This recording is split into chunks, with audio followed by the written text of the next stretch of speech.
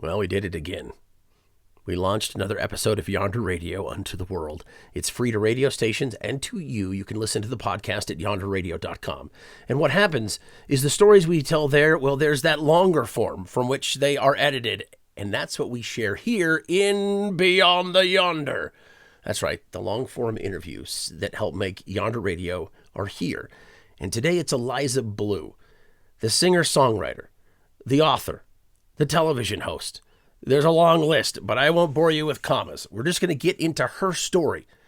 We're going to hear her music, yes, but also this journey, not just physically across the land, but in her mind, going from the city to very rural South Dakota, and what she keeps turning up almost in her mental soil, and taking on these new challenges and understanding what it is to be human and coexist.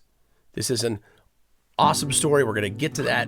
First, let's hear from her 2023 album, The Grass Widow. This is Every Song is a Love Song Now, from Eliza Blue on Beyond the Yonder. How could I have known you'd be waiting here for me? Across an ocean of grass, across my sea of disbelief, and I'll admit that I was lost, and then I'd wandered for too long, and then found you in the fields, and then I found you in the barn, in the lamb's curling wool, in the hay still green and sweet, in the dust and in the dirt, in the first full blush of spring. Every song's a love song now. Every song I sing's for you. When I found you, I had nothing, nothing, nothing. And I have leaves and stems and roots. When I found you, I had nothing, nothing, nothing. And I have leaves and stems and roots. Now I have leaves and stems and roots. I got to go back in time. I'm going to go back in time to a 14-year-old Eliza Blue. You're doing 14-year-old things. You know, the life around you is just a minefield of precariousness. What would you think if your guidance counselor said, you know, we've been looking at your progress and we think that your career will be a shepherd? Would you be stoked or horrified?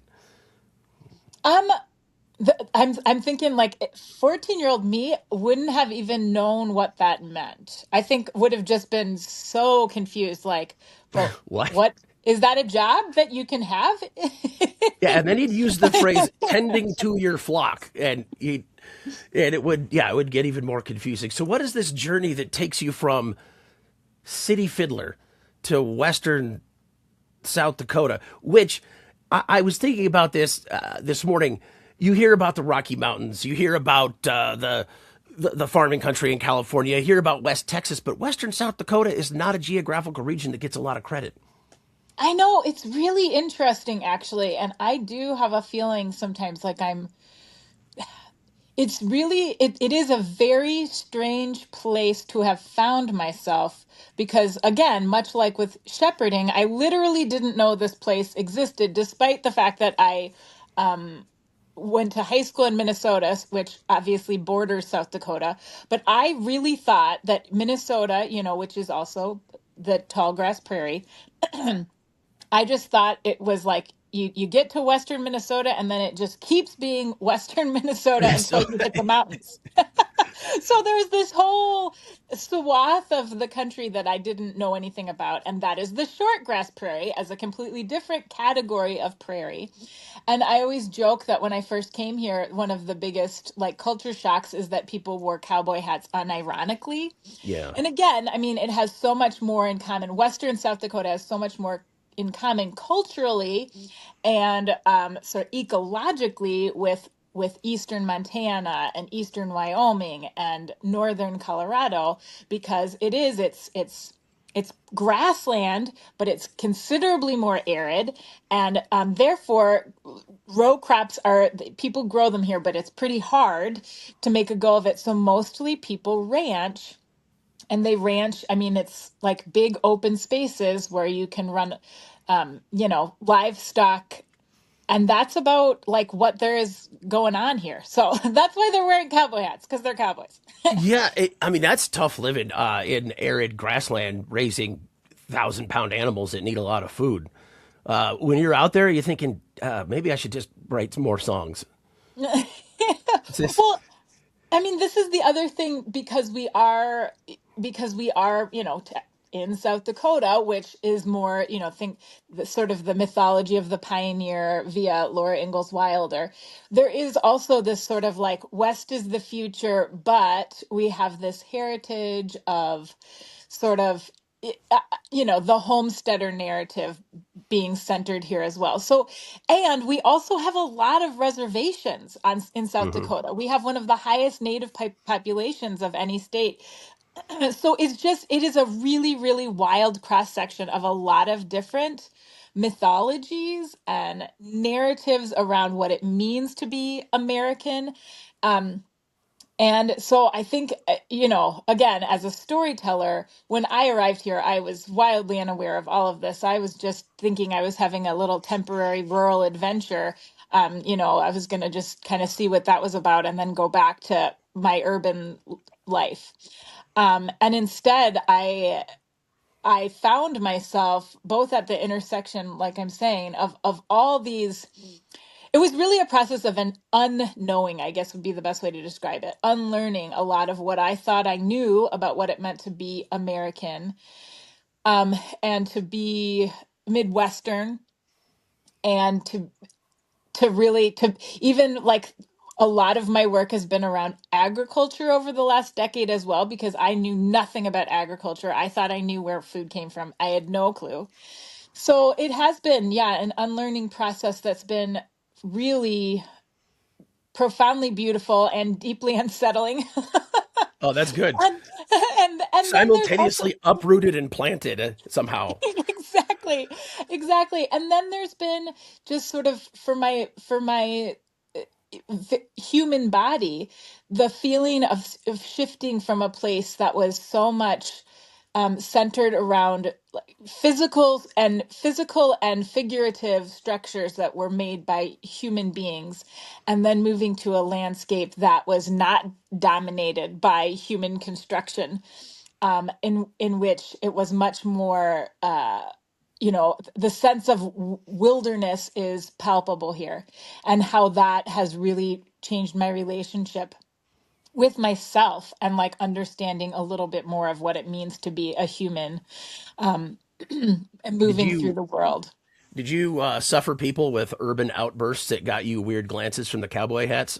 I mean, I think I have spent enough of my life being a weirdo, like even when I was amongst people who were maybe had more similar backgrounds to me, I was pretty good at like, keeping it under wraps. But yeah, I'm sure everyone knew that I was very weird, and I'm sure they were just too polite to comment on it. So I haven't had a lot of like face to face like but I'm sure I think back too, especially with shepherding, like the stuff at the beginning that I just didn't know. I had a mentor and I just would call her, and now I just think about the questions I used to ask her, and I Okay, we just we need to pause right now.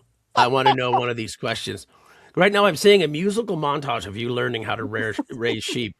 But in real life, it might have been a longer process. Do you remember any of these questions you had to ask about being a shepherd? Well, yeah, yes, I remember quite a few of them because I really am like embarrassed about it now. But one of the funny stories is that when I first brought home, so we call them bum lambs when you have like a lamb that gets orphaned for whatever reason, or the you can't raise the baby. Then they call them bottle lambs or bummer lambs. And so I that was my introduction to shepherding, is that I had gone to a friend's barn during lambing time, and she had this pen full of these lambs that were the bum lambs. And I, of course, just fell in love with them because they're so sweet and cute, and they all look just vulnerable and like they need a mom. So I was like, "Oh, I'll help you. Like, if you want me to take some of these home, and I'll, rate like feed them from a bottle, and then I'll bring them back to you." And she was like, again, sort of like, "Sure, that's cute that you want to do that. You can do that." So I took a couple of them home, and they were very dirty. So I gave them baths. And then like sent her photos. I was like, "Oh, I gave your lambs a bath," and took them back out. And the next day, come to find out that when you live in a barn, like, you get dirty. And also lambs, because they're drinking, much like humans, they're drinking nothing but milk, so their poop is like gross and kind of watery. Anyway, so but the next day they were just as dirty. I was like, "Oh, yeah, Yeah, this is okay." going to So keep happening. the standard for cleanliness for lambs is very different than like an indoor animal. Um because they are not an indoor animal. They need to be outdoors, and they will get dirty. And honestly, that is like seeped in even now to my understanding of being a human, I was going to which say is this is that. a great intro for parenting in Yeah, general. it is Yeah, actually. don't get That's down on yourself. They're gonna get dirty again.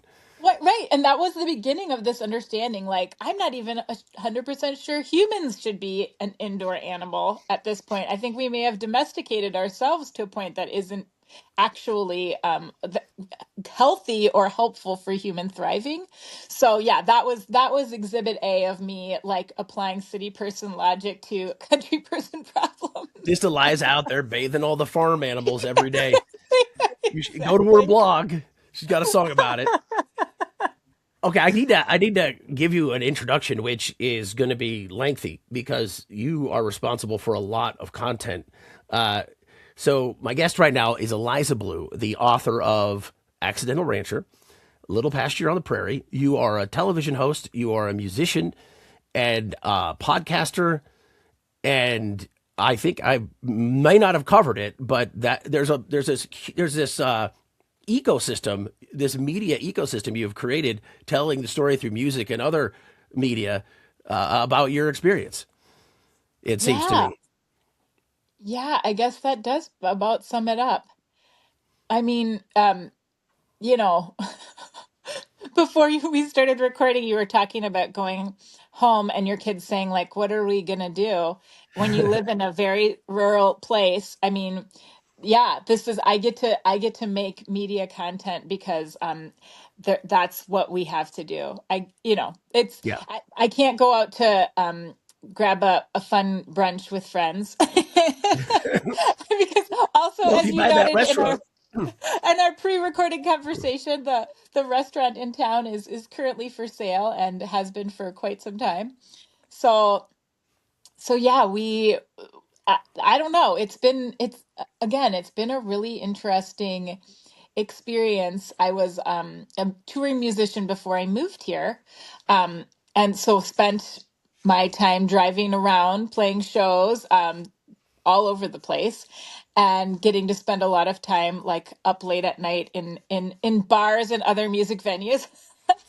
And then suddenly here I was in a place where cattle outnumber people. I think it's 16 to 1, and our population density is for Perkins County is one person per square mile. So I just started writing about it, and it seeped into my music as well. And you yeah, that know a, that a trumps lot of the fun game of find the other person. well, and at the Go to the beginning next too, square mile. I was sending, I was writing and then sending emails to friends and family in urban places and recording videos to send to people because it was just like, I couldn't even believe what was happening to me. It was so, so, so different than anything I had expected to be living into. So I think it did kind of come around somewhat naturally to then have, yeah, to be generating this content because it really was, especially at the beginning, just everything that happened was noteworthy because it was so different than where I'd come from. And I had a lot of uh sadness and anxiety about like, is this really useful? Like, does the world really need another um uh, woman with an English degree who's writing songs about like feeling forlorn? um Well, it and but turns out Perkins County, South Dakota did. They were short, and you were put in the transfer portal.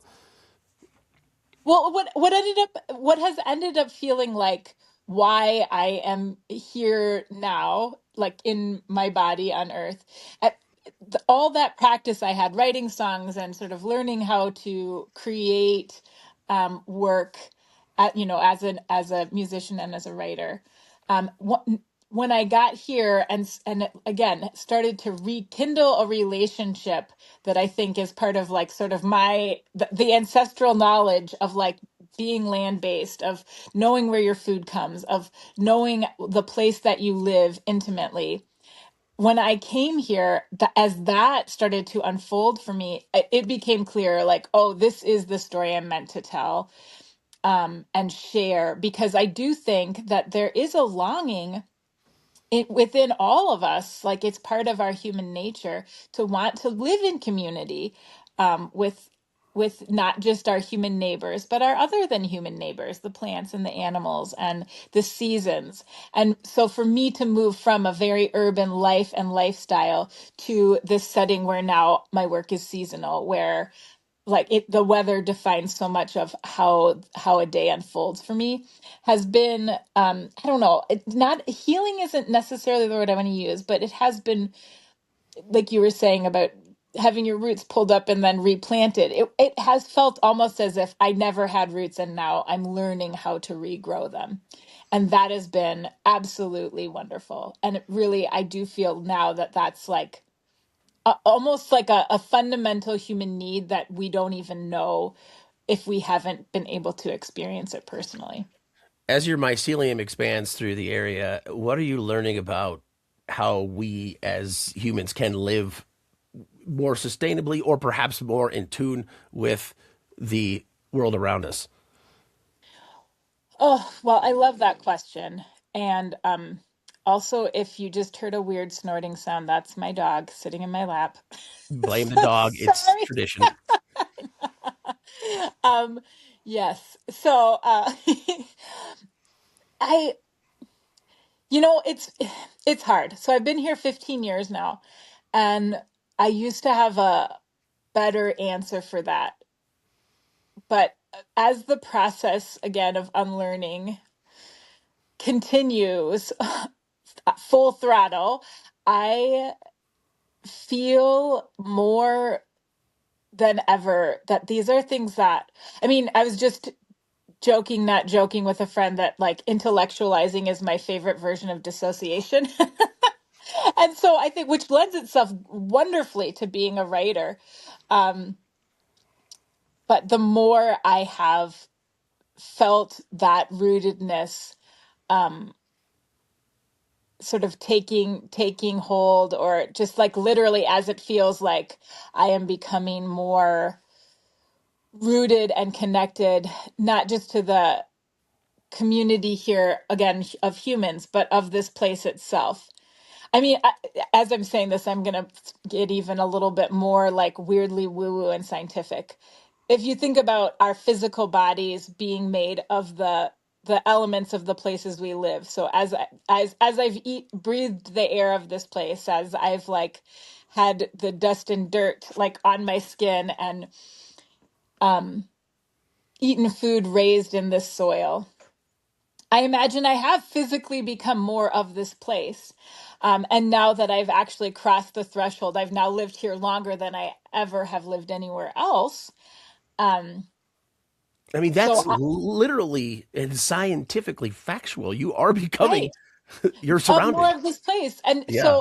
so it is like an actual physical thing that's happened, but it's also just become, I guess, in a sort of mytho-poetic way, my understanding of myself has gone from something I can talk about intellectually to something that I feel more in my body. And that is probably actually not great for content creation. Maybe good for writing songs without words, but less good for trying to explain what it's like. So that said, I mean, the most recent iteration that my work is taking is something I've been calling keeping kith. And it really is just stepping outside my door and sort of allowing myself to be in the presence of whatever I am in the presence of, whether that is, again, like birds that are singing in the trees, weather that's passing over, um, and just that it has become, I mean, it's a practice certainly, but it has become something that has really helping me understand how to be a human in a way that, I mean, again, like almost structurally, like my nervous system, I can actually now feel like my whole body just like, Hmm. which I didn't even know that feeling was possible. And now I get to experience it regularly when I sort of enter into that, just like, you know, a very, again, it's hard to talk about. I don't have words for it yet and maybe never will. But like Well, if you it's just weird imagine, because I'm oh, sorry to go ahead. interrupt, but it's like what you thought you knew has been turned. The soil's been turned, and you planting something more formidable now that maybe hasn't quite blossomed as you ponder what it is. Yeah, and for me, it's like it is exactly the same as if you imagine the sort of quintessential small town, and you step outside your door, and you have your cute little main street, and you know every person, and you're like, "Hey, how's it going?" That's the feeling I have, except it's about sheep in my flock, and it's about the owl that comes here seasonally, so we don't see him all the time, but he likes to come to our tree, like on his as part of his migration. And so it's like, oh, look, there's the owl. He's back for his couple of nights. And it's such a fundamental reorienting of how I know to even be in relationship with the world. And it has been such a huge gift that I really, again, I want to share that with other people, because we all have, I mean, everyone has the opportunity to have these kinds of relationships, if they know to just give it a try, I guess. I don't know. Well, I'm well, scared I'm speaking losing the thread. no, and no, and part of fomenting relationship is your gorgeous voice. That when you sing, it seems like it's in a structure I can climb up on, like you're making stair steps to somewhere. Your new Ooh. album is the Grass Widow, right? Is this the rough drafts? Well, it The depends what you are counting from. Yeah, okay. the Grass Widow is a couple of years old, and that's a folk opera that is definitely been sort of an artistic offering that has been part of this trajectory. So it has evolved over the past decade.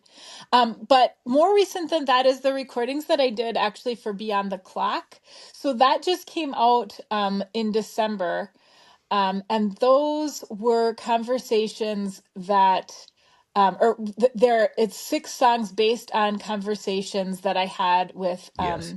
or that I got to be part of, um, as part of the Beyond the Clock podcast, and then the online conversations that they curate as well. So 5 different artists, and then the sixth artist was me. So Um, you had these conversations and you turned them into song. and I turned them into song, and that was, oh man, just one of the coolest and craziest experiences. I'd never done anything like that before, to try to write a song based on a conversation. So when they invited, this is Ash Hansa and Anna Klassen are sort of the people behind Beyond the Clock. When they invited me to be part of this as the artist in residence for 2025, I was super excited about it, but also just like, what is that even going to be like? I had no idea. And so it was pretty magical that most of the songs came out. I am not a very prolific songwriter, and I'm certainly not a fast songwriter generally. I mean, like, I have songs that will take years to evolve. So it was a big deal that most of those songs sort of came out pretty completely, relatively quickly. And the really crazy thing is now, looking back, so that, I was writing them as the year went on. So it was throughout 2025 as these conversations were happening. I was writing the songs, and then I recorded them all in November and December of 2025. And 2025 was a challenging year, but not as challenging as 2026 seems likely to be. And I kept saying, as the year was unfolding, and we kept having these sort of big, crazy things happening.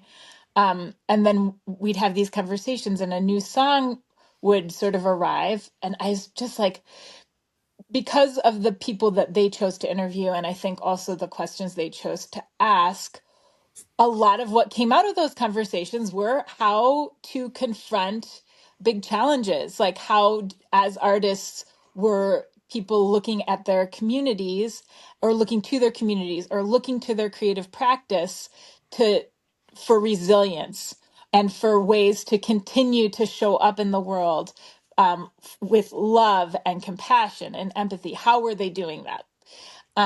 So it was like in some ways, it felt like the songs were this distillation of wisdom from these 5 really, really amazing culture bearers and arts workers.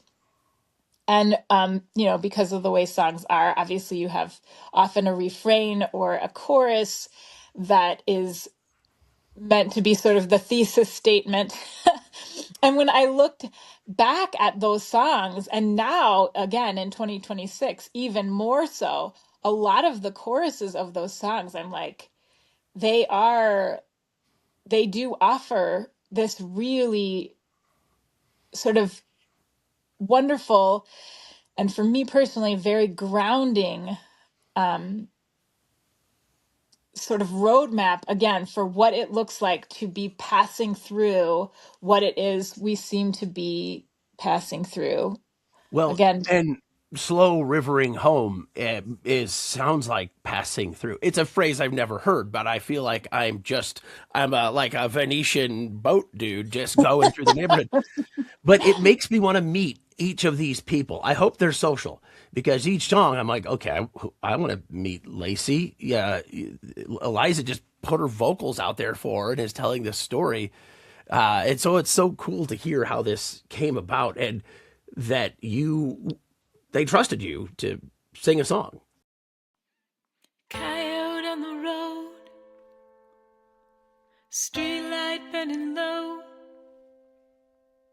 blackbird in the trees, you're in my bones, like the mountains of home.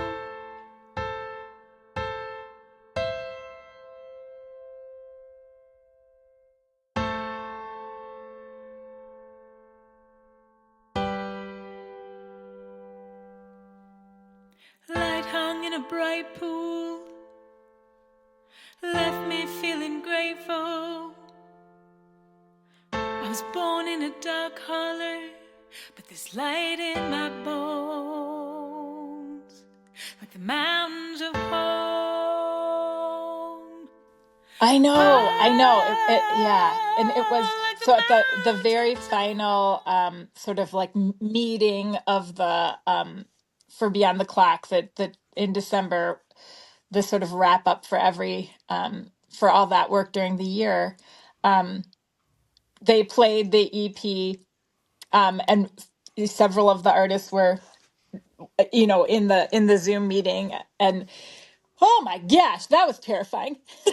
I bet. No, yeah. To have them to know they were hearing these songs for the first time, and it was just like, oh gosh, I hope they feel like I represented them well. And when I was writing, and I think that this is maybe why the songs came out as easily as they did, because without meaning to, where the frame that I wrote out of was that I wanted each of them to be a love song to that person, because I was so moved in the conversations by the work that these artists are doing in their communities, just really, really trying to make the world a better place and succeeding, I would say, succeeding admirably. So yeah, that's what the songs really are. They're love songs to those artists and the work they are doing. Well, it's an And incredible the motivational structure. Like if you do enough for your community, Eliza will write and sing a song for you. Well, Eliza, we better go. This has been awesome. I feel like I'm in your living room with your snorting dog and looking out the window into western South Dakota, just enjoying a conversation with some coffee and some cookies, as is recommended how you read your book, I saw. that is how it's been recommended, yes. Yes. Well, this is awesome. Thank you so much for taking the time. Oh, well, thank you. I appreciate it.